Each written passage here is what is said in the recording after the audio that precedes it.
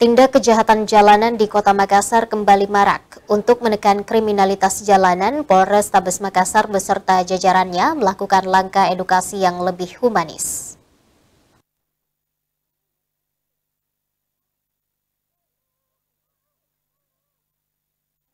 Tindak kejahatan jalanan belakangan ini di Kota Makassar kembali marak, di mana diantaranya baru-baru ini viral video seorang pemuda di Jalan Cendrawasih, Kecamatan Mariso Minggu malam lalu mengancam warga dengan busur panah.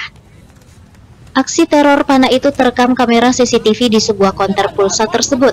Nampak dua pelaku tiba-tiba datang di depan konter. Menanggapi hal tersebut, pihak Polrestabes Makassar tidak tinggal diam. Berbagai upaya pun telah dilakukan untuk menekan tindak kriminal jalanan, apalagi pelakunya di bawah umur.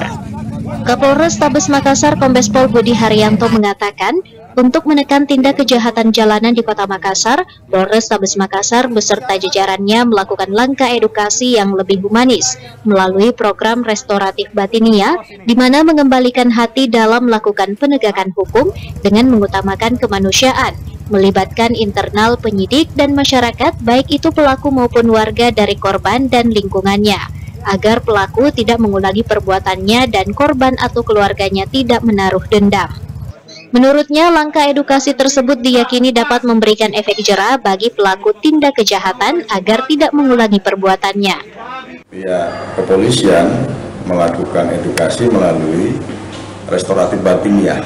Bagaimana kita mengembalikan hati kita supaya kita bisa melakukan penegakan hukum dengan mengutamakan kemanusiaan.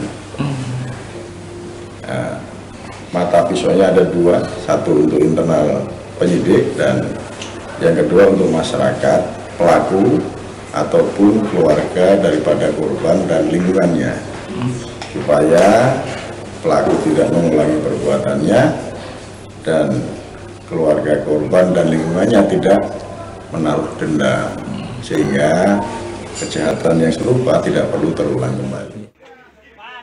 Selain itu, pihak Polrestabes Makassar juga tetap membangkitkan kekuatan masyarakat untuk ikut berperan aktif berpartisipasi dalam menciptakan Kamtibmas, dan patroli tetap dilakukan di daerah rawan pada jam-jam rawan. Asih Sisi, Slebes TV.